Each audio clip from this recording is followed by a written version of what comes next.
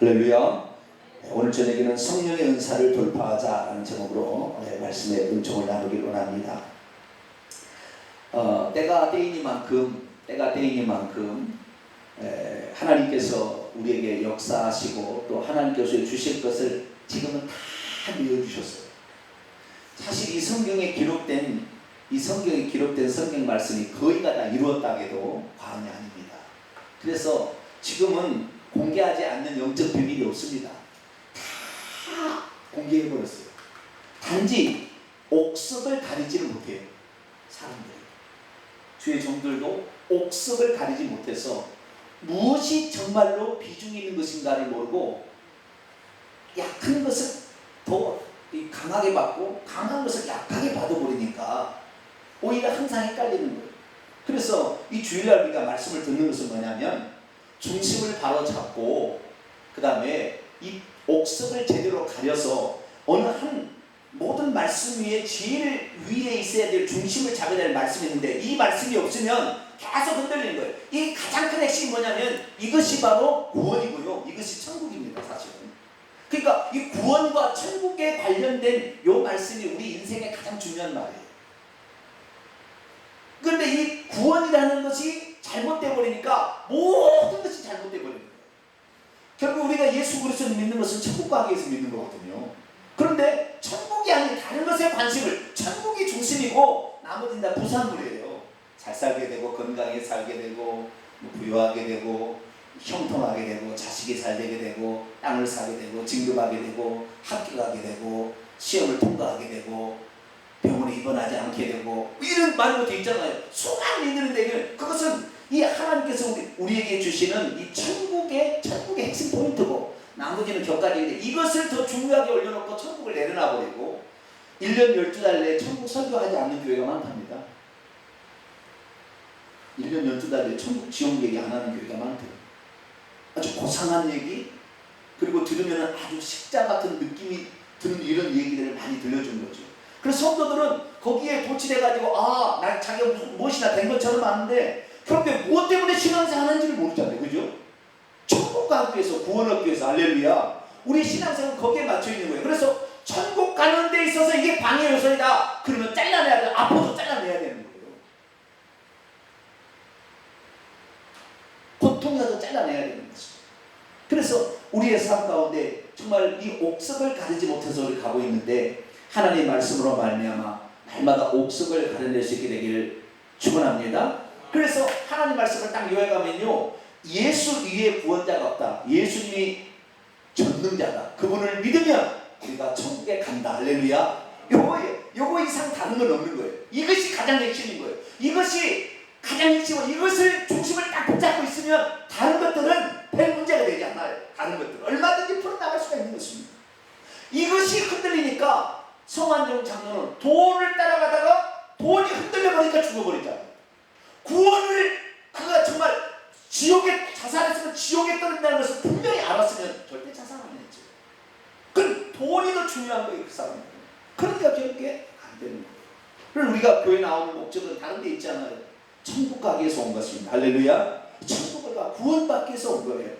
그런데 이 구원이 옛날처럼 알려진 게 아니라 죽을 때 비로소 완성되는 것이 구원이지 지금 완성된 게 아니었다는데 그러나 칼빈주의 때문에 우리가 많이 속았었죠. 그래서 이제는 우리가 이 구원관도 다 정립해 가는데 그러면 우리가 이런 믿음을 딱 중심을 잡는 이 중요한 말씀을 딱 붙잡고 흔들리지 않으면 어떻게 해야 되느냐? 흔들리지 않으려면은 성령의 도우심이 필요해요. 뭐가 필요하다고요? 성령의 도우심이 필요해요. 순간순간마다 성령께서 나를 위로하시고 격려하시고 힘을 주시고 때로는 성령께서 우리에게 선물을 주심으로 네가 가지고 있는 믿음이 틀린 것이 아니라 네가 가지고 있는 믿음이 가장 정확한 믿음이다 라는 사실을 성령께서 선물로 성령의 선물을 주심으로 확인해 볼 수가 있는 거예요. 오늘 이 시간에는 성령의 은사란 말은 기프트라는 말이에요. 선물이라는 말이에요. 성령의 선물을 우리가 받아야 됩니다. 받기를 원하는 그래서 받는 시간으로 정해본 것입니다. 성령의 선물은 안 받는다고 지옥 가진 않아요. 아시겠죠? 성령의 선물들은 안 받는다고 지옥 가는 것이 아닙니다. 그러나 성령의 선물을 받으면 받을수록 신앙이 견고해지기 때문에 우리는 성령의 선물을 받는 것이 좋습니다. 할렐루야. 그러면 성령의 선물이 보면 여러 가지가 있어요. 어떤 사람은 성령의 선물을 막 예언하게 되고, 어떤 사람은 환상을 보기도 하고, 어떤 사람은 미래 일을 이렇게 알기도 하고, 그렇죠? 어떤 사람은 손을 대고 병든 자가 낫고, 어떤 사람은 능력을 행하는 사람이 있고요. 어떤 사람은 지식의 말씀, 어떤 사람은 지혜의 말씀, 여러 가지 많은 은사들이 많이 있어요.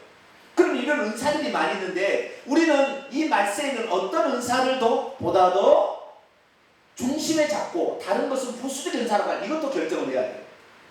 은사가 성경에는 9가지가 나오는데, 이 9가지 은사를 다 똑같은 비중으로 할 수는 없어요. 왜냐하면 하나님께서 정말 중요하게 여기는 은사는 성경에다가 기록을 해놨거든요. 그래서 이 성경을 자세히 보게 되면 우리가 어떤 은사를 중심으로 우리가 가야 될지 이것도 알 수 있는 거예요. 마지막 때가 되다니까 사탄 마귀가요, 모든 능력을 다 풀어서 하나님께서 하시는 일들을 자기도 가장해서 자기가 하려고 모든 방법을 다 써버립니다, 지금. 그래서 웬만해가지고는 이것이 성령이 역사하는 것인지 악령이 역사하는 것인지 모르는 시대로 지금 가고 있습니다. 자기 딴에는 성령을 받아서 성령 충만하다 이렇게 얘기하는데, 성령 충만이 아니라 악령 충만한 사람이 맞는 거예요. 그래서 우리가 이 시간에는 성령 충만을 모시고 악령들이 우리에게 속여서 선물로 주는 것들을 구별할 수 있는 이런 것 기준은 어디에 있는가, 이것도 우리가 오늘 시간에 배우게 되는 거예요.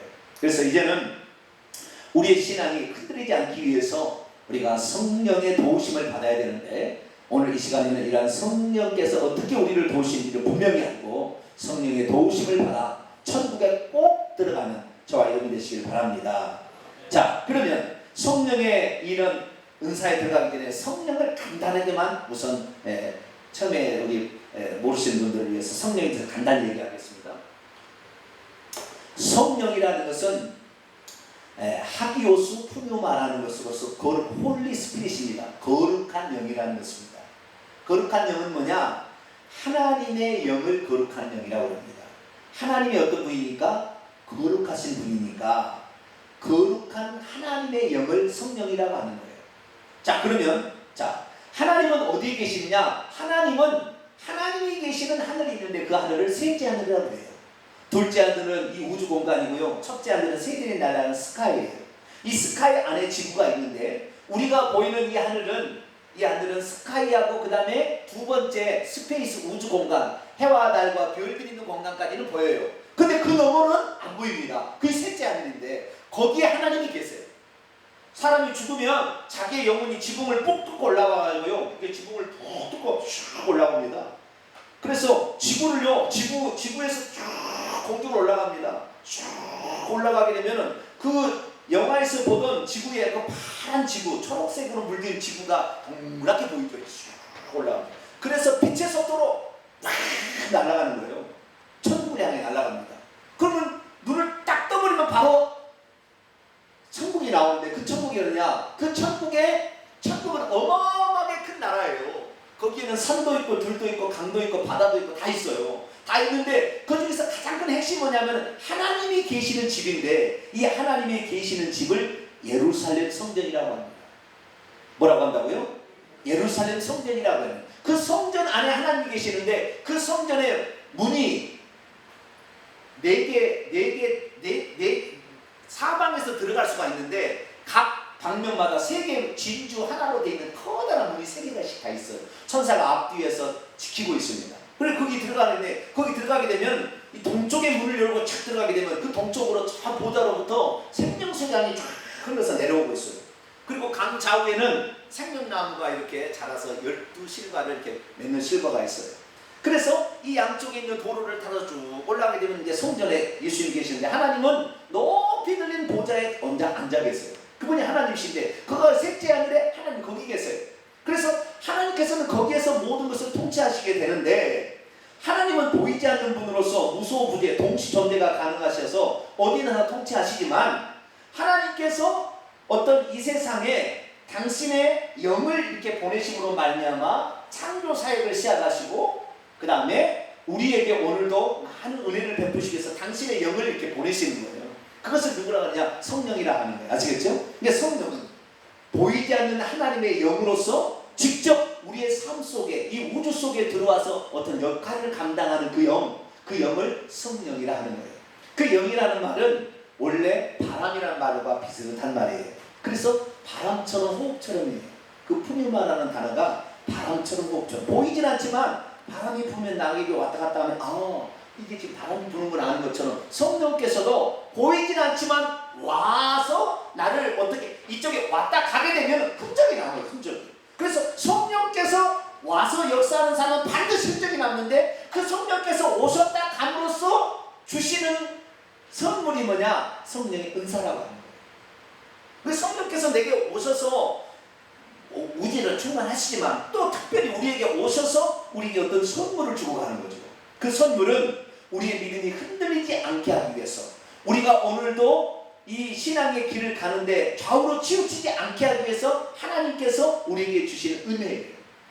그래서 예수 그리스도께서도 사람이 되어서 이 땅에 오셨잖아요. 하나님 사람이 되어 오셨는데 예수님도 뭐가 필요하냐면 성령의 도우심이 필요했어요. 그래서 이 하나님의 영이 예수님이 태어날 때도 역사했으니 예수님이 잉태됐을 때 태어날 때가 아닌데 잉태될 때도 역사했는데 여자의 몸에 처녀의 마리아의 몸에서 잉태되려면 사람의 능력은 정자와 난자가 만나서 부부 사이에 사랑을 해서 나와야 되는데 그렇게 나오게 되면 죄인이 태어나니까 죄 없는 하나님의 아들로 태어나기 위해서 처녀의 몸속에 사람이 잉태되는 거 할 때 그때 뭐냐면 우리가 주기도문에 사도신경 외우죠. 성령으로 잉태하사 동정녀 처녀 마리아의 몸에서 나시고 이렇게 하듯이 이 성령의 능력이 그렇게 덮어서 그렇게 하는 거예요. 자, 누가복음 1장을 봅니다.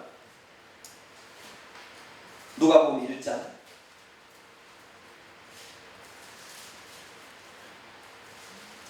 누가복음 1장 34절 35절에 있습니다. 누가복음 1장 34절 35절에 있습니다. 시작. 마리아가 천사에게 말하되 나는 남자를 알지 못하니 어찌 일이 있으리까? 천사가 대답하되 성령이 마리아 내게 임하시고 지극히 높으신 이의 능력이 너를 덮으시니 이러므로 나실 바 거룩하니는 하나님의 아들이라 일컬어지리라. 그래서 예수님의 잉태할 때도 성령께서 잉태케 하셔서 잉태가 되시고 그리고 그 다음에 그분이 공생애를 시작하실 때에도 세례 요한에게 세례를 받자마자 하늘에로부터 성령이 비둘기처럼 내려서 이렇게 역사하잖아요. 그래서 예수 그리스도께서 하늘로부터 이 땅에 오셔서 인간을 구원하시기 위한 속죄 제물로서 사역을 감당해야 되는데 인간의 힘 가지고는 아니 되니까 예수님도 성령을 힘입었어야 돼요. 성령을 힘입는 것은 다른 것이 아닙니다. 기도함으로 성령을 힘입습니다. 어떻게 함으로요? 기도함으로 성령을 힘입어요. 이게 전부 성령은 기도할 때 내려오는 거예요. 기도할 때 부어지는 것입니다. 성령은 전체 그렇게 되어 있어요. 그래서 우리가 말씀이 중요합니다. 이 말씀이 알고 있어야 흔들리지 않겠지만 그러나 우리의 삶에 하나님께서 나와 함께 하시고 내가 어떠한 고난의 현장에 처한다 할지라도 나를 떠나지 않으시는 하나님이 계신다는 것은 성령은 우리에게 와도 보이지도 않고 어떻게 만질 수도 없지만 성령이 왔다 가면 내게서 어떤 증상이 나타난다 이거예요. 증상이. 그 증상이 뭐냐? 성령의 은사인 거예요. 이 성령의 선물이 주어지는 거죠. 그러니까 우리에게 성령의 선물을 주시면 우리를 유익하게 하려 합니다. 할렐루야. 우리의 믿음을 더 견고케 확실히 맞아. 성령이 확실히 계시구나. 그분이 천국이 있다니까 천국이 확실히 계시구나. 이런 것들을 성령의 은사를 통하여 우리는 더 견고하게 해주셨다는 거예요. 그래서 예수님도 성령을 힘입지 않고는 살 수가 없었어요. 자, 사도행전 10장 38절 200억적입니다. 신약 사도행전 10장 38절 같이 한번 읽어볼까요? 시작. 하나님이 나사렛 예수에게 성령과 능력을 기름 붓듯 하셨으니 그가 두루 다니시며 선한 일을 행하시고 마귀를 눌려 모든 사람을 거치셨으니 이는 하나님이 함께 하셨습니다. 하나님께서 성령으로 이렇게 내려보내셔서 성령으로 오셔가지고 나사렛 예수에게 함께 하심으로 그가 두루 다니시며 착한 일도 행하고 마귀에 눌린 모든 사람을 귀신도 쫓아내고 병든 자도 고치고 이렇게 했다는 거예요. 그것이 어디서 오느냐? 성령께서 그에게 부어주심으로 그랬다는 거예요. 자, 요한복음 3장. 그럼 얼마만큼 부어졌을까? 예수님에게는 성령이 얼마만큼 부어졌을까? 요한복음 3장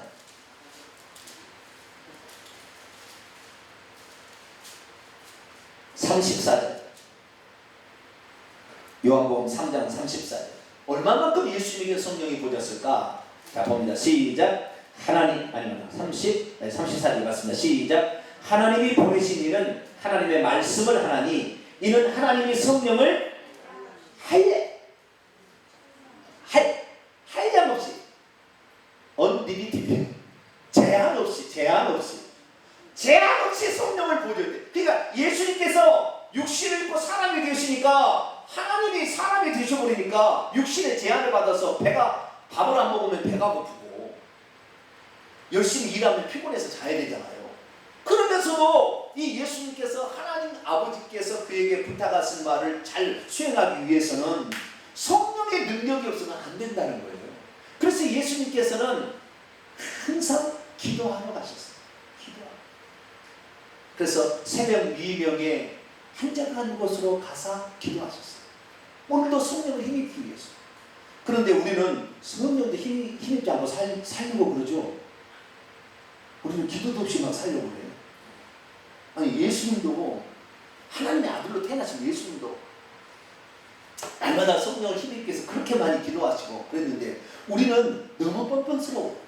따라서 해봅시다. 나는 뻔뻔스러운 놈이었구나. 아니 예수님도 그렇게 살았는데 우리는 하나님의 아들 아직 되지도 않았잖아요. 그분은 하나님의 아들로 복생자로 오신 분인데 우리는 너무나 날마다 힘을 입어야 되는데 그래서 예수님의 사역이 성공적으로 진행될 수 있었던 것은 오로지 성령을 힘입어서 되었구나.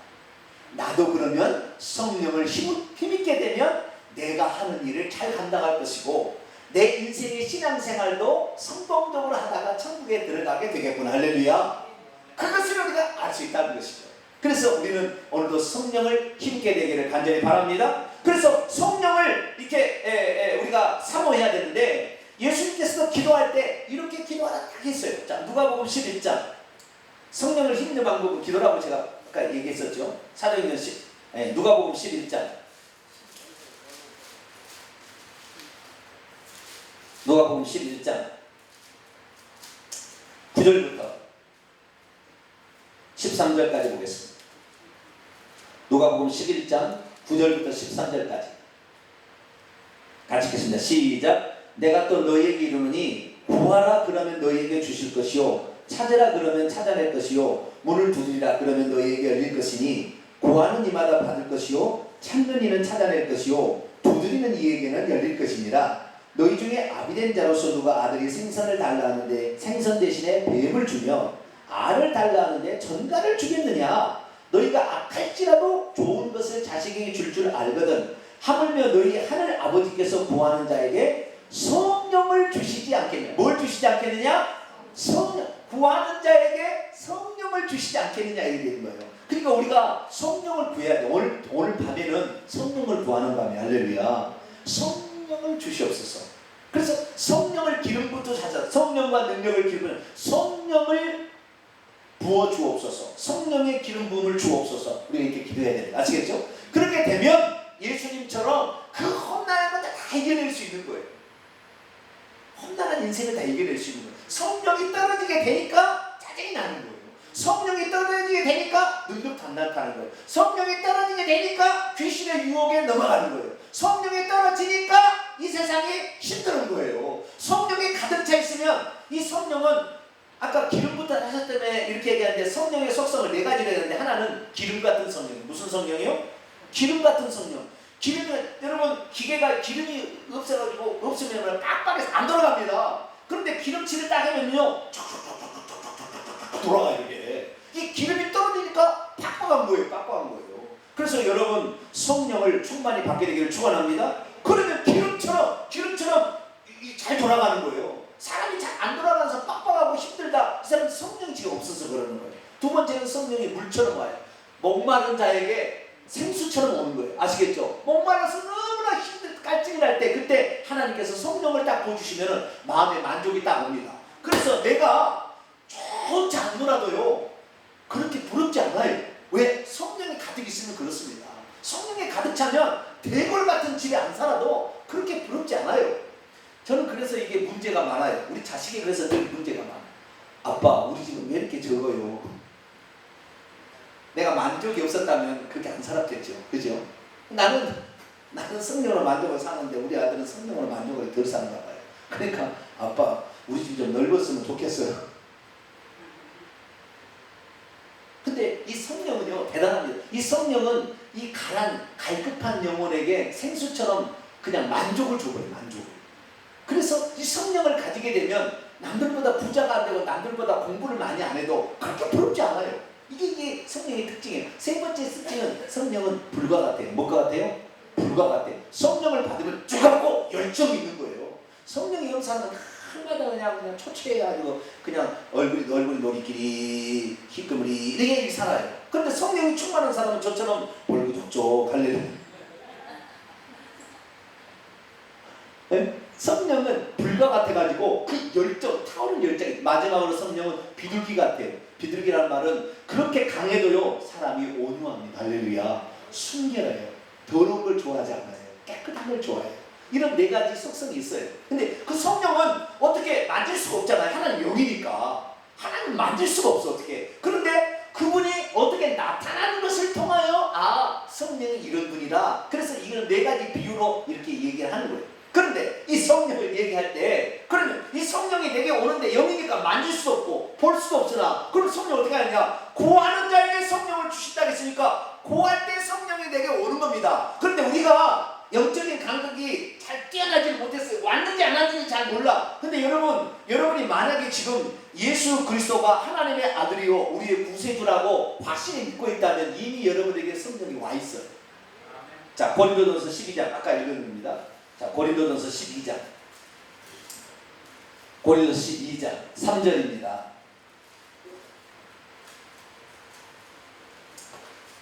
고린도전서 12장 3절 같이 읽습니다. 시작. 그러므로 내가 너희에게 알리노니 하나님의 영으로 말하는 자는 누구든지 예수를 저주할 자라 하지 아니하고 또 성령으로 아니하고는 누구든지 예수를 주시라 할 수 없느니라. 이 성령은 곧 하나님의 영이다. 이게 한 구절에도 나오죠. 하나님의 영이 성령인데 성령으로서만이 예수님이 주님이라 이렇게 시인할 수 있고, 예수님은 저주받을 존재다 이렇게 말할 수 없다는 거예요. 절대 안 된다 이렇게. 그러니까 우리는 주님을 부인할 수가 없어요. 그래서 오늘 내가 예수 그리스도를 믿고 있다. 이 예수님이 나의 구세주여 나의 왕이시다라는 사실을 확실히 믿고 있으면 이미 성령이 온 거예요. 그런데 성령이 왔는지 안 왔는지 우리가 알아요, 몰라요? 잘 몰라. 요한복음 3장에 가니까 성령의 속성 가운데 하나가 또 바람 같은 성령이래요.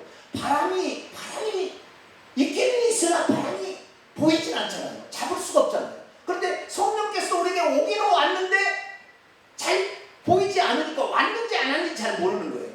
수많은 사람이 성령이 이렇게 오셔서 스쳐 지나가게 될 때 나타나는 가장 공통적인 특징이 뭐냐면, 그 성령이 지나갈 때 선물을 던져주고 하는데 그 선물이 방언을 말하는 거예요. 뭘 말하는다고요?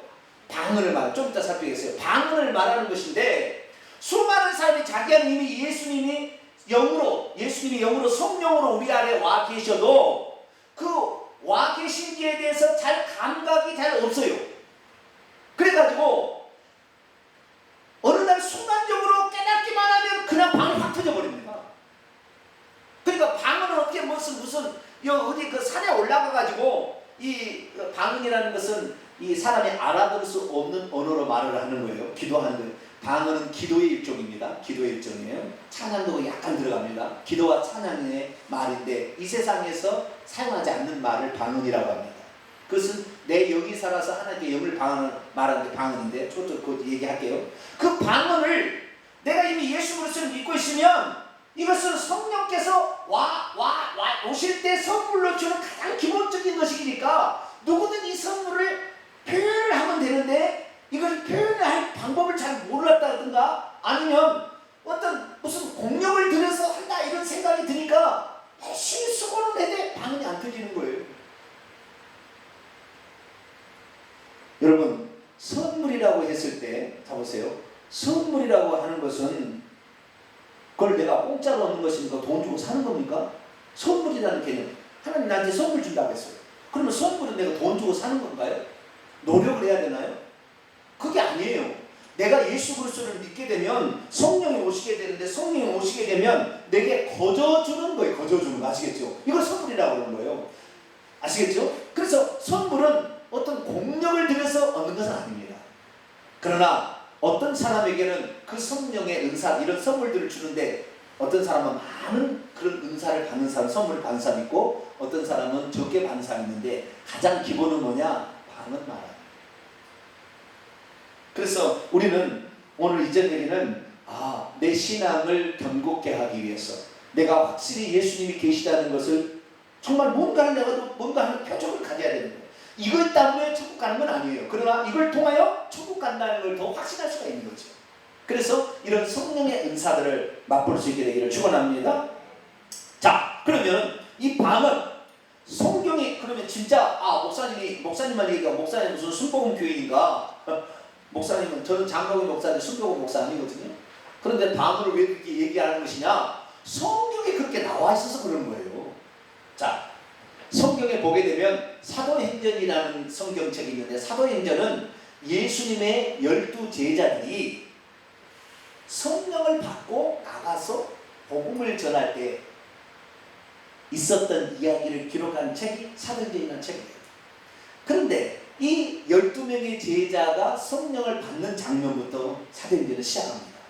그래서 또 이 사람들이 가서 복음을 전할 때 그 사람도 성령을 받게 되는데, 성령을 받게 될 때 선물들이 나타나더라는 거예요. 이게 안 나타난다고 구원받지는 않아요. 구원 못 받는다는 건 아니에요. 예수님을 정확히 믿고 시인하면 이 구원을 받는 겁니다. 그런데 내가 확실하게 이 예수님을 증거하려고 생각하면 나도 좀 뭔가 좀 표적 같은 게 있어야 될 거 아니에요. 아무것도 없이 이렇게 전하려면 곤란하니까 뭔가 좀 있어야 이게 진짜요, 진짜 이걸 얘기할 수 있을 거 아니에요. 그러기 위해서 하나님께서 성령을 보내실 때 성령의 선물을 주는 거니까, 예수님을 믿었던 사람들이 믿을 때에 이 선물을 받을 때도 있었고, 믿을 때는 안 받았으나 시간이 지나서 얘기 듣고 보니까 당신 선물 받았어? 이런 적이 있었어요. 그러니까 나는 성령님께서 선물을 주는지 잘 몰랐어요. 이런 교회가 있었어요. 그러니까 아니야, 예수 그리스도를 믿는 사람은 성령의 선물을 준대. 그래요? 그럼 줘주세요. 그래서 기도했더니 그날 성령 은사가, 성령의 선물이 주어졌대. 할렐루야. 이 성령의 선물은 예수 그리스도를 믿을 때도 동시에 받기도 하지만 그때 오는 것이 더 많아요. 그런데 그렇지 않고 이 사실을 모르는 사람들은 나중에 그것도 알게 됩니다. 나중에. 그러나 이 사람은 이미 성령께서 계시기 때문에 어느 날 다 방언 말할 수밖에 없고 다른 은사들이 나타날 수밖에 없어요. 그런데 왜 목사님은 방언 은사를 그렇게 계속 얘기를 하느냐? 성령의 은사 가운데 방언의 은사는 공통분모로 나타나요. 근데 다른 은사들은 있기도 하고 없기도 합니다. 근데 모든 교회와 사람들이 이 성령을, 예수 그리스도를 신하고 믿게 될 때 성령이 그에게 오시는데, 그때 성령이 오셨을 때에 나타나는 가장 공통분모는 전부 다 방언을 하더라는 거예요. 방언을 다. 다른 것은 예언하기도 하고 안 하기도 하고, 병 고침이 나타나기도 하고 안 나타나기도 하고, 이런 식의 차이는 있었어요. 그런데 똑같은 건 그렇더라는 거예요. 그러니까 우리가 이 방언이 정말로 중요하니까 하나님께서 선물로 주시지 않겠어요? 그렇지 않겠어요? 그러니까 우리가 신앙생활의 큰 기둥이, 하나는 말씀이라는 기둥이고 하나는 기도라는 기둥인데, 이 기도의 방언이 얼마나 중요한지 몰라요. 그래서 성령의 은사가 많지만은 단 한 가지만은 다 준 거예요. 다. 너 이거 해봐라. 해봐. 그래가지고 그 성령의 은사를 받아서 사람들이 살아가요. 그래야만이 더 확신 있는 믿음 생활을 할 수가 있고, 주님을 증거할 때도 진짜야! 라고 말할 수 있는 거예요. 나에게 아무것도 없으면 그럴 수도 있을 것 같아. 그렇지 않겠어? 이런 식이라고요. 네, 여러분, 성령의 은사를 사모하게 되기를 축원합니다. 사모하는 사람에게 주는 거예요. 사모하는 사람에게. 근데 내일 성령 은사 안 받겠다는 사람은 선물도 안 줘요, 하나님이. 근데 선물을 받겠다고 원하는 사람은 선물을 주는 거예요. 자, 우선 봅니다. 사도행전 2장 38절. 진짜 그랬는지 안 그랬는지 예수 믿으면 성령의 선물을 받는지 안 받는지부터 오늘 봅시다. 자, 사도행전 2장 38절. 베드로가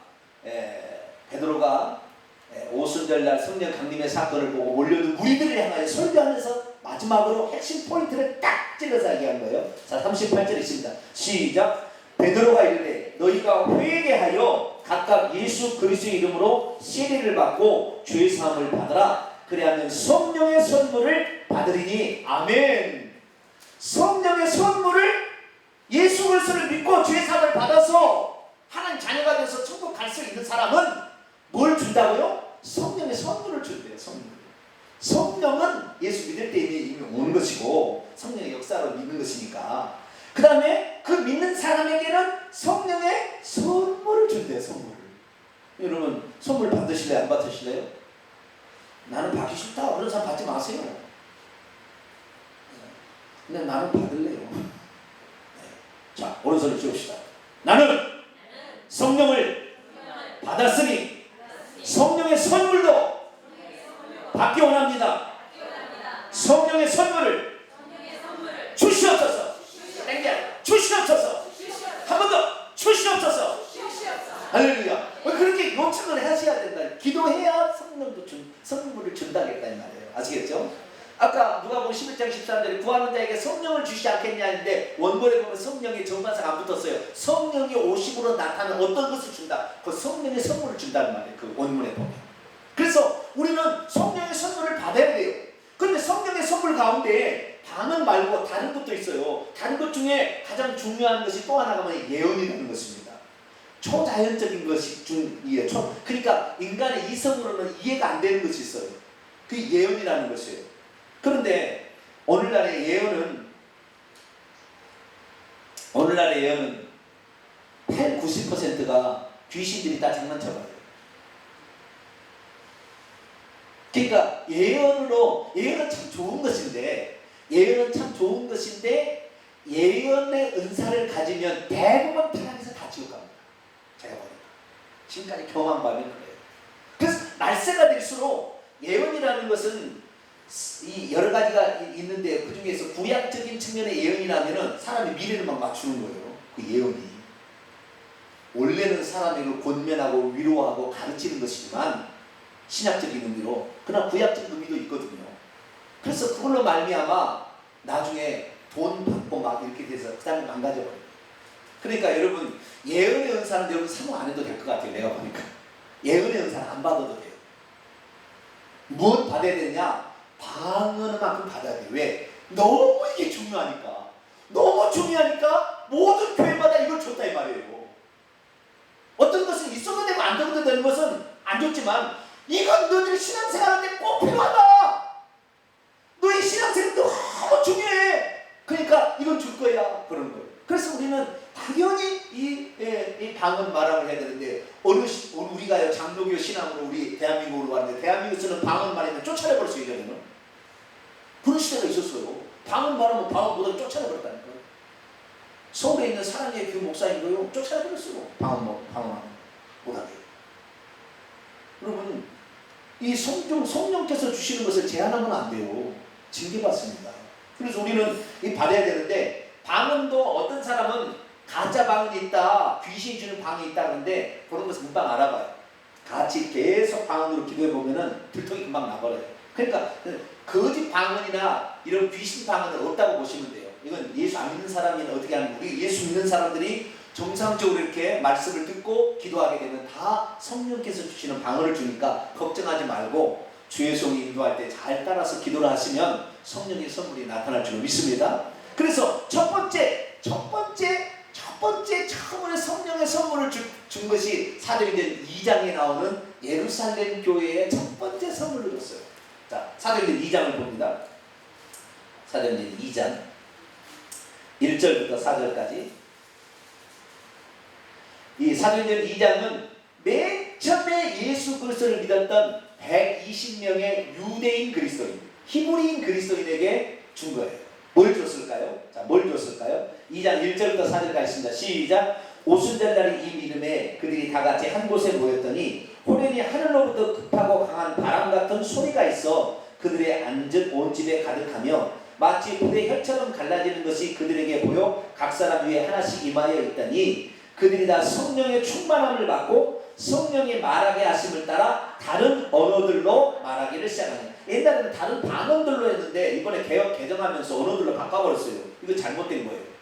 번역이 개악이 된 거예요. 거꾸로 이렇게 잘못된 것도 있어요. 그런데 원문에 보면 다른 언어들이 방언들이라고 정확히 성경에 우리가 방언이라고 얘기하면 지방 시골 사투리를 방언이라고도 하죠. 그렇죠? 시골 말을 방언이라고 하잖아요. 지방 말이라 해서 지방 말의 지자를 빼서 방언이라 이렇게 얘기합니다. 그런데 우리가 성경에서 방언이라 할 때는 지방의 언어를 방언이라고 쓰지 않아요. 거의 성령께서 오셨을 때 죽어간 선물이 방언이라 이렇게 이미 우리는 다 알고 있어. 대한민국에서 방언이라는 개념은 그 개념이에요. 그렇기 때문에 그 단어를 그대로 써야 되는데 그 단어를 안 쓰고 원래 그 말이 어떤 언어인 것은 분명해요. 텅그라는 혀라는 말이거든요. 원문에는 혀. 헬라어는 글로사라는 단어를 쓰고 있는데 이것은 혀라는 거예요. 혀로 말미암아 발성되어지는 어떤 것, 이것이 바로 방언입니다.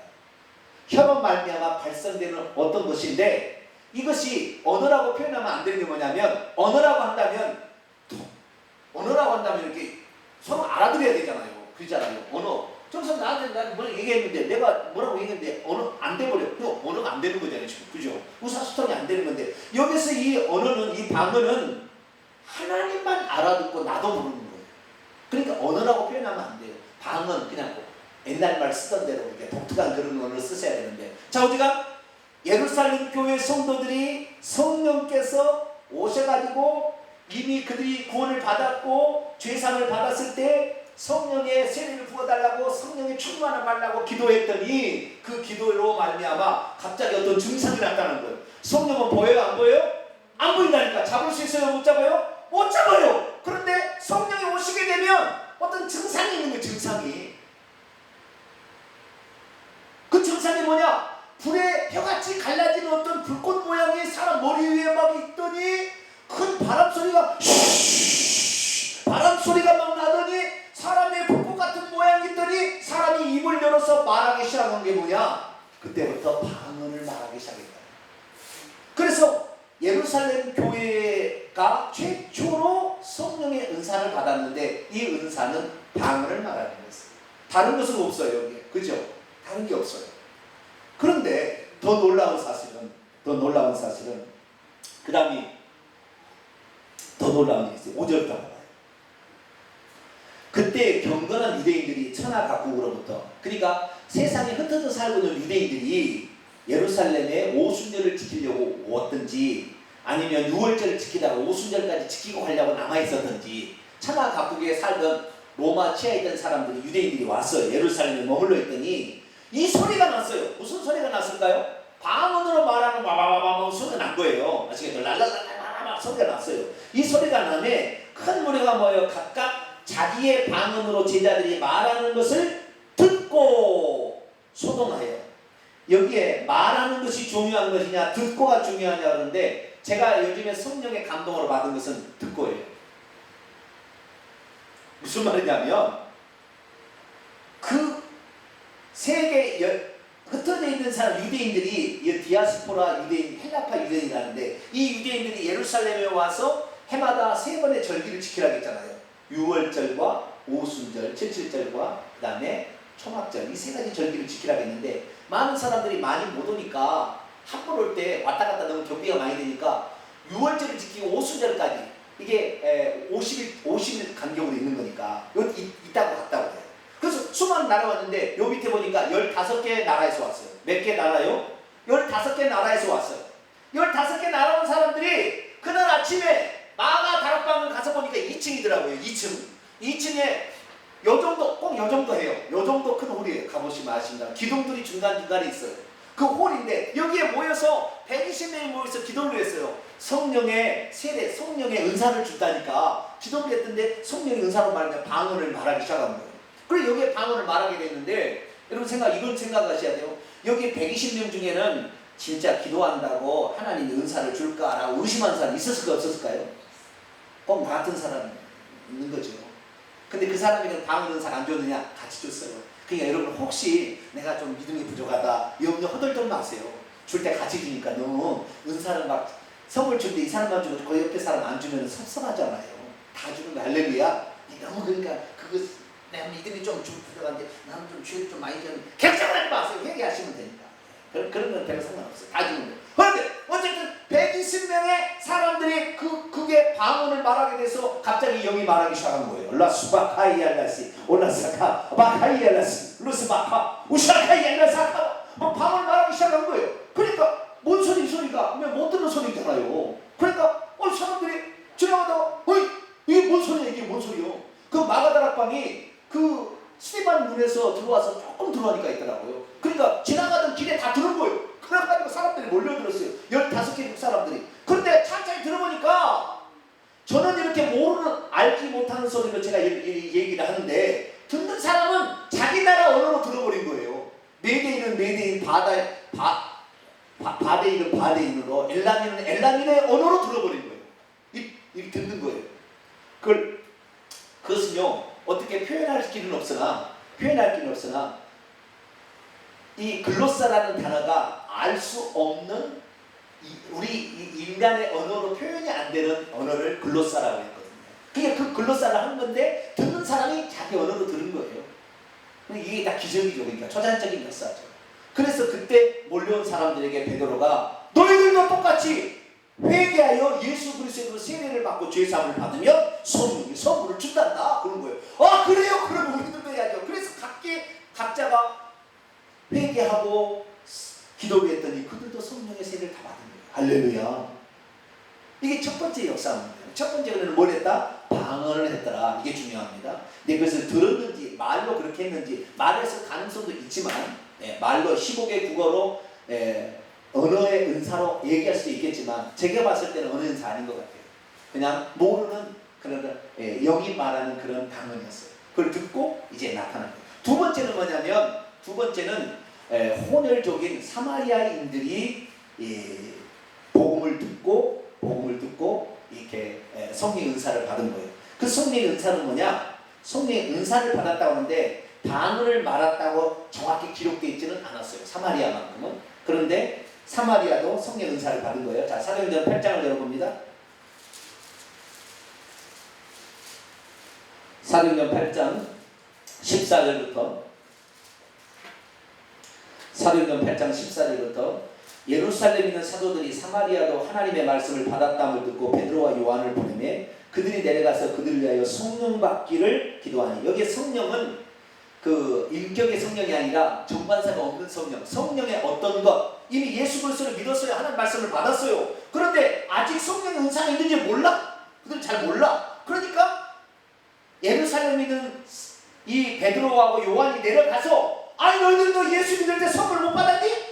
우리 선물을 못 받았는데요? 그러면 선물을 받아야지. 그렇게 했다는 거예요. 자, 그래서 15절 그들이 내려가서 그들을 위하여 성령의 어떤 것을 받기를 기도하니 이는 아직 한 사람에게도 성령의 어떤 것이 내린 일이 없고 오직 주 예수 그리스도의 이름으로 세례만 받을 뿐이라. 이에 두 사도가 그들에게 안수하되 성령과 같은 여기도 정번사 없어요. 성령이 어떤 것 성령의 오심으로 나타난 어떤 것을 받았어요. 그 받았는데 그것이 뚜렷이 뭔가 나타났어요. 그런데 여기 기록은 안 됐어요. 18절 보니까 좀 이따 얘기하겠지만 이게 방언이에요. 나중에 설명이 됩니다. 뒤에. 자, 18절 시몬이 사도들의 안수로 성령 받는 것으로 돈을 드리니 이 권능을 내게 줘도 누구든지 내가 안수하는 사람은 성령이 어떤 것을 받게 하소서 하니 베드로가 이르되 내가 하나님의 선물을 돈 주고 살 줄로 생각하였으니 내 은과 내가 함께 망할지어다.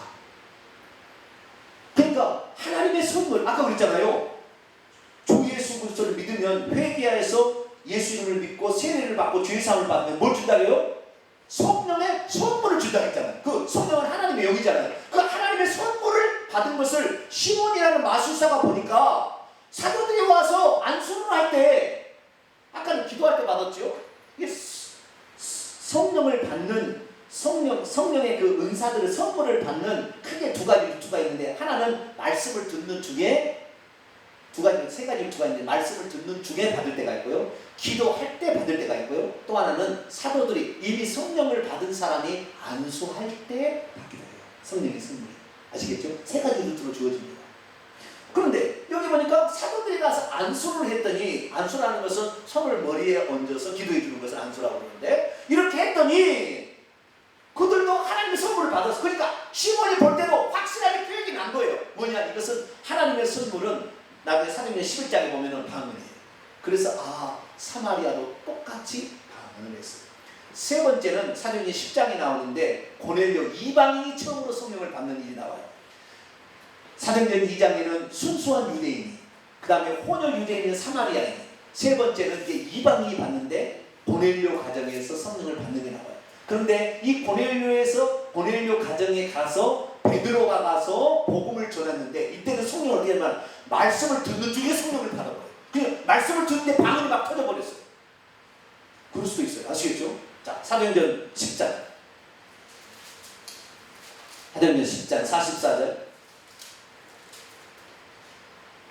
사도행전 10장 44절 45절까지 읽습니다. 시작. 베드로가 이 말을 할 때에 성령이 말씀 듣는 모든 사람에게 내려오시니 베드로와 함께 온 할례받은 신자들이 이방인에게도 성령 부어주심으로 말미암아 놀라니. 46절. 이는 방언 글로사를 말하며 하나님을 높임을 들읍니다. 이것은 이상한 표현이요. 하나님을 찬양하는 것을 들었다. 찬양과 여기에는 방언이 나왔어요. 이때는 어디냐면 말씀을 듣는 중에 나왔는데, 사마리아는 이미 빌립 집사가 가서 복음을 다 전했는데 아직 빌립 집사가 복음을 전했는데 은사는 안 나타나는 거예요. 은사는 안 나타났어요. 그러니까 이 얘기를 듣고 예루살렘 교회에 베드로와 그 다음에 요한이, 이 사도들의 대표가 가서 너희들도 예수 믿었니? 왜 믿었는데요? 선물 받았니? 아니 안 받았. 선물 받자. 그래가지고 안수와서 선물을 받았다는 거예요. 그런데 여기에서는 이 고넬료 가정은 복음을 몰라. 여기는 유대인들. 아니 유대인이 아니라 개종 이방인들이에요. 그래서 여기 아직은 복음을 안 들었어요. 지금 베드로가 가서 처음으로 복음을 전하는 거예요. 예수님이 하나님의 아들이고, 예수님이 구원자고, 예수님이 전능자고, 예수님이 창조주 하나님이고, 그분이 우리의 죄를 위해서 십자가에 죽었으니 당신도 그 예수를 믿으시고. 그러니까 말씀을 듣는 중에 이미 이들은요, 베드로를 오기 전부터 베드로를 얼마나 기다리는지 몰라요. 왜냐하면 천사가 다 알려주고 환상을 보여줬거든요. 그래서 기다리고 있어 사모하고 있었어요. 그러니까 말씀을 들을 때는 이미 목이 말라갖고 있었기 때문에 말씀이 들어가니까 그냥 생수처럼 팍 터져버리니까, 그냥 홍수처럼 지나가 버리니까 그냥 말씀 듣다가 그냥 방 터져버립니다. 여러분도 사모하게 되기를 축원합니다. 사모하게. 에이 그런 거 뭐 아무것도 아니에요. 그 사람 받지 마세요. 그런 사람 필요 없어요. 그런 사람 선물 안 좋아하나. 사모하고 귀하게 여기고, 이거 좋다. 여기 있는 사람이 준다는 거죠. 그래서 여기에서 성령이 또 똑같이 성령이 선물을 주는데, 이때도 똑같이 방언을 말하고 하나님을 찬양했대요. 그런데 하나님의 선물이 방언인 줄 어떻게 사마리아가 어떻게 아느냐. 사도행전 11장에 베드로가 이제 그 고넬료 가정에 있었던 일을 예루살렘에 가서 보고를 합니다. 보고를. 이런 일이 있었다고, 자기가 이런 일이 있었다고. 자, 보고하는 장면이 나와요. 자, 사도행전 11장 15절. 내가 말을 시작할 때 성령이 그들에게 내려오시기를 처음 우리에게 하신 것 같이 예루살렘 마가다라 방에 가도 하신 것처럼 그렇게 됐다는 거예요. 하는지라 내가 주의 말씀에 요한 물로 세례를 베풀었으나 너희는 성령으로 세례를 받으라. 성령으로, 이 성령은 정관사가 없어요. 성령의 어떤 것이 이렇게 부어진다 이 말이에요. 아시겠죠? 선물이 주어진다 하신 것이 생각났더라. 17절 읽습니다. 시작. 그런즉 하나님이 우리가 주 예수 그리스도를 믿을 때 주신 것과 동일한 선물을 그들에게도 주셨으니 내가 누구에게 하나님을 능히 맡겠느냐. 동일한 은사 선물을 줬다는 거예요. 아까 그들은 뭘 받았어요? 예루살렘 마가다락방에서 선물을 못 받았어요? 방언을 받았죠. 똑같은 것을 그들에게 주었다 했는데 11장에 보니까, 그 10장의 고넬료 가정을 보니까 거기다 방언을 말하고 하나님 찬양했다. 그러니까 결국에 사마리아도 그 선물을 받았다는 것을 봤다는 것을 보니까 아하, 방언을 말하고 진짜할 수가 있네. 그 다음에 한 번 더 하겠습니다. 사도행전 19장. 에베소에도 이런 일이 있었는데, 에베소는 이방인이 아볼로가 복음을 전해가지고 교회가 세워진 베드로 아니 그 사도 바울도 처음에는 조금 역사 조금만 스쳐 지나갔고요. 아볼로가 와서 이렇게 복음을 전했는데 아직 성령의 은사까지는 몰랐어요. 아볼로가. 여러분, 저는 여러분에게 이건 장담할 수 있어요. 여러분이 그 믿음만 가지면 오늘 밤에 방언 못한 사람 100% 합니다. 할렐루야. 이건 되게 장담할 수 있어요. 100% 할 수 있어요. 그런데 방언 통역을 할 수 있느냐? 이건 내가 장담할 수가 없어요. 왜 그러느냐? 성경에 보게 되면 가르치는 지도자의 입장에 있는 사람의 분량을 넘어서기가 어려워요. 듣는 사람. 그래서 제가 요즘에 기도를 하는데 방언 통변을 제가 할 수 있게 해달라고 막 기도하고 있잖아요. 그래서 제가 방언 통역을 하게 되면 여러분도 방언 통역을 할 수 있는 사람이 생길 거예요. 그런데 아직까지 제가 방언 통역을 못하네요. 아직까지. 근데 아주 이건 내가 미안해요. 여러분들에게. 목사가 돼가지고 방언 통역을 못한 거에 좀 미안한 마음이 있어요. 저도 45년 동안 방언을 해서 전국에 수만 명의 목회자를 방언을 통역한 목사님을 제가 만나봤어요. 제가 무슨 말로 방언을 뭔 기도를 하는 것인가 물어봐. 방언 통역을 받아봤어요. 저도. 방언 통역을 받아보면서 어떻게 하면 방언 통역을 받을 수 있습니까? 물어보기도 하고 물어봤어요. 방언 통역을 딱 해보니까요. 참 희한한 것이지만 여러분 새벽기도 나온 사람 알아요.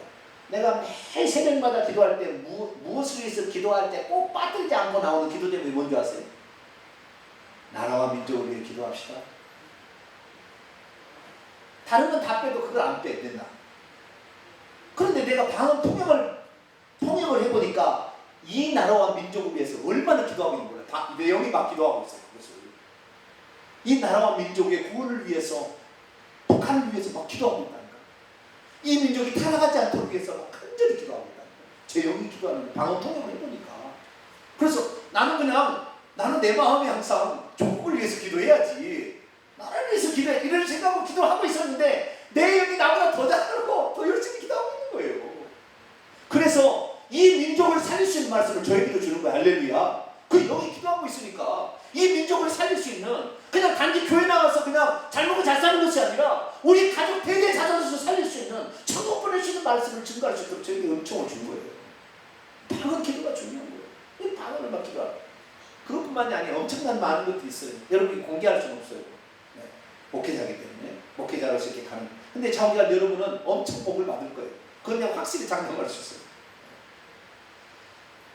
이 방언을 이때도 그런데 여기 사도행전 19장에 에베소 교회는 아볼로가 가서 복음을 전해. 아볼로는 성령의 은사를 잘 몰라. 이런 거 잘 몰라. 그냥 단지 예수님이 그리스도 정도야 믿어. 옛날 같으면 장로교 정도 순전을 밖에 모르는 거예요. 그러니까 아니야. 우리가 단지 그냥 예수님이 그리스도를 믿는 거 그거 하나만이 아니라 하나님이 살아계시고 지금도 역사하고 계시고 지금도 두 눈 시퍼렇게 살아서 우리를 지켜보고 우리를 보호하시고 앞으로 온다는 어려움 중에서도 우리를 이끌어 가실 그분인데, 그분이 그냥 아무것도 없이 씻어버리고 그냥 믿기만 해 이러지 않았다는 거죠. 선물을 줘서 어떤 것을 줘서 틀림없이 그것이 맞다는 것을 증명해 준다는 거예요. 할렐루야. 이것이 바로 이 에베소에 와서 바울이 얘기한 거예요. 너희들 그냥 믿음으로만 그거 갖고 있는, 그거 갖고 힘들다. 왜? 환난이 오게 되면 그것으로 믿음 지키기가 쉽지 않아. 그래 너희들이 성령이 주시는, 하나님의 영이 주시는 그 선물을 받아야지. 그래서 여기도 어떻게 했느냐. 그래서 바울이 가서 그 에베소 교회 성도들에게 안수를 또 했어요. 성령을 받아. 자 보세요. 사도행전 19장 2절. 이르되 너희가 믿을 때 성령을 받았느냐. 그랬더니 이르되 우리는 성령, 여기도 성령은 정관사 안 붙었습니다. 성령이 어떤 것을 받았느냐. 성령이 오셨으면 나타나는 증상이 있어야 되지 않겠느냐 그랬더니 우리는 성령이 어떤 것, 이런 거 연상이 있는지도 듣지 못했다. 여러분 듣는 것이 복인 줄 믿으시기 바랍니다. 여러분이 이 말씀이 이렇게 탁탁 들리는 거, 이 말씀 하나하나가요 여러분을 나중에 살린다니까요. 말씀을 뭘 듣느냐가 중요해요. 어떤 말씀을 듣느냐가. 듣지도 못했대.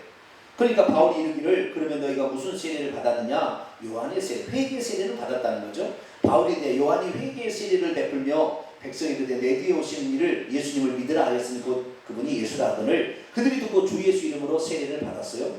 6절 있습니다. 시작. 바울이 그들에게 안수함에 성령이 그들에게 임하심으로 방언도 하고 예언도 하고 여기는 한 가지 인사가 더 들어왔네요. 뭐가 들어왔어요? 예언이 들어왔죠. 예언이 여기는 예언이 들어왔어요. 예.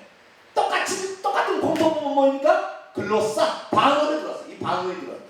똑같은 것은 방언이 들어온 거예요. 이 방언이 그렇게 중요하다는 거예요. 여러분이 알지 못했던 내용이 미래의 일을 알고 다 강구해주고 있다니까요. 이 방언 기도가 그렇게 중요한 거예요. 내 위험한 일을 이 영은 벌써 알고요. 기도한다니까요. 방언할 때. 그래서 미래의 어려움을 슬쩍 넘어가게 만들어요. 할렐루야. 이렇게 만들어주는 거예요. 그러니까 이 방언 기도 이유가 대단한 거예요. 방언은 그냥 할 사람 하고 나는 안 하고 이렇게 가실래? 아니면 꼭 해야 되겠어요? 꼭 해야 되는 거죠. 아시겠죠? 이런 것은 욕심을 좀 부려야 되는 거 아시겠죠? 주여 성령의 선물을 성경에 보니까 교회마다 다 주셨는데 왜 나에게는 안 주십니까? 개인에게도 줬어요. 나중에 사도행전 9장에 보면은 바울이 다메섹에서 변화돼서 아나니가 안수받았는데 그때도 방언 많이 해요. 그 사도행전 14장에 보게 되면 사도행전 고린도서 14장에 보면 내가 다른 사람들보다 더 방언들을 많이 말함으로 하나님께 감사한다고 했어요. 바울은 항상 기도할 때마다 그 방언 기도를 해요. 여러분 성령 충만하고요. 영적인 일은 정말 그것들은요 방언을 하루에 얼마나 많이 합니까? 수시간을 해봐요. 말로 하는 이 기도는 1시간에서 2시간 정도 하면 더 이상 할 말이 없어요. 그러니까 그 다음부터는 뭡니까? 방언을 섞어가면서 하다가 나중에는 방언만 합니다. 그 방언을 하게 되면은 이 성령으로 내 모든 불순물이 싹 제거되면서 성령으로 가득 차기 때문에 이 성령에 가장 민감하기 때문에 이렇게 방언을 많이 하게 되면요 손만져도 막 병이 나요. 그리고 그때부터 방언을 통하여서 영계가 열리기 시작하면 이 방언마다 방언 통역으로 싹 가면서 그들에게 예언이 싹싹 나옵니다. 난 그 단계까지는 못 갔어요. 여러분에게 죄송합니다. 정말 이 목사로서 미안해요. 이런 모습. 그런데 이렇게 할 수 있는 사람 대한민국 몇 명이냐? 손가락에 꼽아요. 몇 명 없어요. 그런 부족한 목사입니다만 여러분 기도를 많이 해주시고 저도 더 기도해야 더 여러분에게 확실하게 해야 되는데 근데 분명히 얘기할 수 있어요. 하나님께서 사람들마다 은사가 다른 거죠. 은사가 어떤 달란트가 달라요. 저는 사람들을 잘 가르치는 은사 쪽에 아주 강합니다. 그래서 지혜와 지식의 은사가 저는 풍성한 사람이에요. 은사 중에서 많은 측면에 있어서 이게 강한 사람이에요.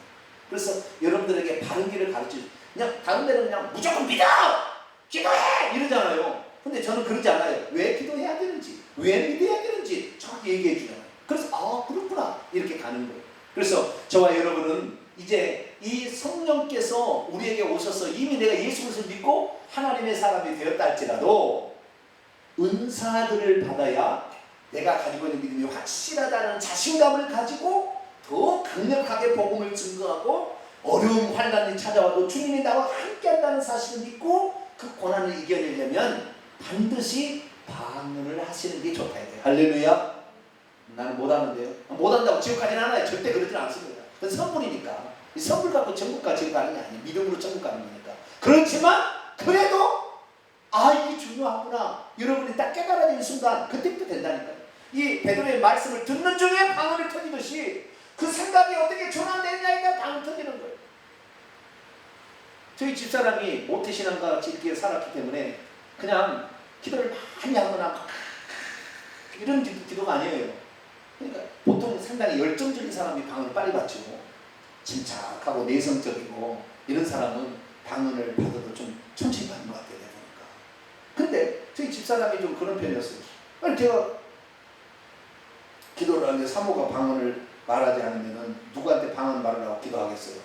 그래서 어느 날 청소하고 있는데 불러다가 여기다가 앉혀놓고 믿으면 그냥 방언 선물로 주는 것이니까 걱정할 필요 없어. 여기서 기도해. 5분이나 기도해. 여기서 방언 터졌어요. 할렐루야. 말이 안 되는 얘기. 이미 성령이 와 계세요. 할렐루야. 할렐루야. 성령이 와 계셔 우리한테 이미 집사람 이미 구원 받으려 하나님이 자기로 택하신 게 아니라 그런 은혜를 줘서 다 믿고 있는데 단지 생각이 에이 그래도 어떤 무슨 금식을 해야 반응하는 게 아니고 뭐 생각이 벌써 이렇게 아니 목사가 돼야 뭐 아니면 열정이 오형 성김을 가지 이래 생각하고 있었는데 그게 아니다. 그게 아니고 그냥 너무 단순해. 그래서 하나님 그냥 꺼져주는 거야 그냥. 그러고 했더니 그냥 됐어요. 할렐루야. 여러분도 그냥 됩니다. 할렐루야. 지금 혹시 안 된다 할 때 어느 순간에 그냥 돼버려 그냥 자연스럽게 되는 거예요. 이것은 뭐 큰 어려운 것이 아니에요. 할렐루야. 저도 교회 생활을 군대 가가지고 있는데 이제 제 간증 이제 조금 하고 이제 기도하는 시간 가집시다. 다음에서 할 얘기가 엄청 많은데 다 얘기 못 하겠어요. 다음에 또 하도록 하죠. 군대를 갔어요. 군대를 가기 전에 제가 초등학교 교사를 했거든요. 초등학교 주일학교 교사. 교회 초등부가 한 100여 명 모인 그런 초등부였어요. 반이 상당히 많았어요. 14반인가 뭐 그래서 한 100여 명 모였어요. 그런데 그게 신석순 집사님이 계셨어요. 누가 계셨어요? 신석순 집사님이 계셨어요. 나중에 권사님 되셨더라고요. 그런데 그 반은 3명의 아이들을 이렇게 받아서 시작을 하는데 연말이 되면 15명 막 이렇게 배출하고 저러고 시켜요. 나는 3명 받았다가 2명 뜯어가지고 하나 그냥 목숨 달달달 했어요. 그런데 그 여름에 수련회를 여름 성경학교를 한다고 막 기도를 교사들 모임을 하는데 이렇게 기도를 하는데 기도 소리가 틀려. 우리는 뭐 주여 뭐 이번에 어린아이들에게 보호해 주시고 뭐 은혜 주시고 막 이렇게 기도하면 여기서는 울라사바칼게 이칼라사바 이렇게 하는 거예요. 아니 똑같은 기도를 하는데 제 엄마는 왜 이상한 기도를 저렇게 하나. 제가 뭐 교회를 제가 다니는 교회는 합동적 보수였기 때문에 교회 안에 십자가도 떼버렸어요. 이거 우상이라고. 그리고 박수를 못 쳐요. 아멘. 하나님 귀가 먹었냐 아멘. 왜 큰 소리는 아멘도 못하게 해요. 그런 교회에서 내가 살았거든요. 그러다가 그 교회 청년부가 돼서 그 교회는 이제 제 친구가 있어 그 교회를 가게 됐는데 그 교회에서도 별로 방을 좋아하는 교회는 아니더라고. 그런데 그 양반이 기도하는 거 보면 무시말라사 그렇게 기도를 하는 거예요. 야, 내가 아이들을 줄여 먹었는데 내가 아이들을 안 사랑하는 게 아니고 저도 아이들을 마음 사랑했거든요. 떼먹지 않기 위해서 얼마나 내가 애를 썼는지 몰라요. 이럴때 막 신방했어요. 막 가가지고 안 떼먹으려고. 이 양반은 막 불어나는 거예요. 이야, 저거 뭔가 있다. 저거 뭔가 있으니까 저러지. 그냥 저기 되겠냐. 근데 나중에 알아봤더니 그 신석순 집사님은 방언을 말한다고 하더라고요. 그래 이 방언을 말해야 되겠구나 이렇게 생각하고 있었어요. 그런데 뭐 특별히 기회가 없어서 이제 군대를 들어갔어요. 군대를 들어갔는데 군대 갔더니 여러 종교다원주의 전도사들이 거기 있는 거예요. 감리교를 나와가지고 종교다원주의 예수에도 구원자가 있다는 이런 신학자들이 그 군종을 하고 있는 거예요. 근데 나는 내가 예수 그리스도를 믿을 때 처음부터 믿을 때 예수님이 내가 길이요 진리요 생명이요 나로 말미암아 지금 아버지께로 올 자가 없다겠고 다른 이로서는 구원을 받을 수 없나요? 천하 인간이 구원을 받으면 다른 이름을 주신 일이 없다. 예수만 구원자라고 알고 군대를 갔는데 다른 얘기를 하고 있네. 군종 이런 것들이 전체를 생각하고 내가 나중에 군종병이 돼가지고 봤더니 도저히 안 되겠어요. 그런데 연대 군종으로 제가 착출을 되면서 연대 군종병이 이제 새로운 사람을 뽑았는데 감리교 군종 장교예요. 감리교를 때렸는데 감리교 누구한테 배운 그 종교다원주의자한테 배운 사람이 와가지고 후계자로 갔는데 새로운 사람이 안 되겠다는 거예요. 저거 군종을 연대 군종병을 나를 시켜야 되겠다고. 저는 실업도 아는 사람인데 저를 대대에서 뽑아갔습니다. 착출돼갔습니다. 그래서 제가 가가지고 이제 한 달이나 남겨놓은 군종 선임하고 제가 있고 이제 다른 사람 들어올 사람이 있는데 이 사람을 넣으려고 내가 들어간 거죠. 근데 이 선임이 뭐냐면은 이제 군대를 나가야 되는데 어떻게 걱정이 된다는 거예요. 그래서 그가 내가 성전에 가서 기도하는데 이 사람도 기도를 가면요 라사가가가가가가 그렇게 기도를 하고 있는 거예요. 그래서 아니 똑같은 감리교인데 어떻게 그렇게 기도를 하냐고. 아니 감리교도 그 보수가 있고 진보가 있대요. 나라는 자기는 보수래요. 그래서 기도를 그래요? 그럼 어떻게 하면 그 기도할 수 있습니까? 나도 가르쳐 달라고. 나도 가르쳐 달라고 그랬더니 때가 되면 다 돼. 아니 때가 언젠데? 아니 사모하면 돼. 그러더라고. 사모하면 되는구나. 이거 그냥 사모한다는 게 그냥 말만이 아니라 주시옵소서 이렇게 해야 되는구나. 내가 그래서 이 선임 나갈 때까지 내가 꼭 참고 있어. 그리고 그때부터 주여 나도 나가면 여기서는 어떻게 할 수가 없고 내가 잘 모르니까 군대 나가기만 나가면 나도 반응을 하겠습니다. 나도 사람을 좀 전도를 더 많이 해야 되고 더 살려야 되겠는데 내가 이렇게 갖고는 안 됩니다. 그러니 내가 나가기만 나가면 나에게 반응을 말할 수 있는 이 은혜를 달라고 계속 기도했어요. 계속. 그래서 군대를 딱 나왔네요. 제대를 딱 했네. 제대하자마자 한 달 만에 제가 교회를 딱 나왔는데 전단지가 왔어요. 부흥집회 전단지가 왔어요. 그전에는 절대 부흥집회 안 갔거든요. 거기는 약간 정신이 좋은 사람들이 너무 가난해서 찢어지게 가난해서 살 길이 없으니까 오는 사람들만 알고 있었어요. 아니야. 여기 보니까 성령의 은사를 나타난다고 써있어요. 초대교회처럼. 나를 위해서 이 집회가 준비가 됐구나. 할렐루야. 아르바이트를 하다가 참석을 했어요. 거기 갔더니 그 강사 목사님이 쫙 나와서 이제 얘기를 하는데 강사 목사님이 이러는 거예요. 나의 2대 내 스승입니다. 이상관 목사님이라는 분이. 그분이 그럽니다. 우리 교회는 5살짜리도 다 방언합니다. 몇 살짜리요? 5살짜리도 다 방언한대 이거는. 그러면서 방언은 자동적으로 할 수밖에 없다. 단지 여러분이 그냥 말로 하려고 않고 입을 꼭 갖고 있으니까 말 못할 뿐이에요. 입을만 그냥 뱉어서 얘기하면 자동적으로 하는 거니까 염려하지 마라. 오늘 밤에 기도하자. 그래서 제가 그날 오늘 밤에 아멘. 아이고 주여 내가 기다리고 있었는데 그냥 제대로 얘기했네요. 그날 밤에 기도해서 그날 밤 방언 터졌습니다. 할렐루야. 어려운 게 아니야. 어려운 게 너무 장로에서는 너무 어려운 것으로 가르쳐놨어요. 근데 그게 아닙니다. 그게 너무 쉬운 거예요.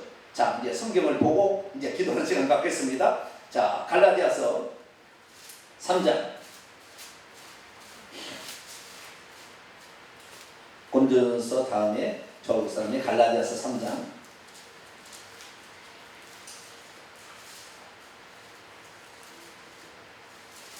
2절.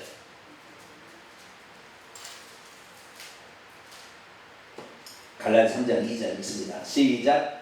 내가 너희에게 다만 이것을 알려 하노니 너희가 성령을 받은 것이 율법의 행위로냐 혹은 듣고 믿음으로냐. 율법의 행위라는 것은 어떤 행위를 막 금식을 하고 막 헌금을 많이 내고 막 봉사를 많이 내고 이렇게 해서 성령을 받은 게 아니라 듣고 믿음. 그래요? 아멘. 이러면 된다는 거예요. 할렐루야. 그래서 베드로에게는 말씀만 들어도 방언이 터져버렸어요. 예루살렘 교회는 기도하다가 방언이 터졌어요. 사마리아나 에베소 교회는 그래도 안 하니까 사도들이 안수하니까 방언이 터졌어요. 할렐루야. 그러니까 우리들도 마찬가지예요. 그냥 너무 자연스러운 거, 이거 너무 자연스러운 것이고 이것은 우리에게 하나님께서 거두어 주시는 선물이에요. 그러니까 우리들도 기도해서 받게 되길 바랍니다. 그래서 우리가 조금 더 겸손하게 기도하기 위해서 내가 오늘 방석을 마련했어요. 다 이리 오세요. 요리 오세요. 요리. 자, 요리. 자리를 다 한 사람 앉으시면 돼요. 아시겠죠? 방석 하나에 한 사람씩 앉으시면 돼요. 나는 무릎이 아파서 못 앉겠다고 저 뒤에 앉으세요. 저 뒤에 앉으라고 제가 한 의자를 하나 놔뒀어요. 나머지 다 요리 오세요.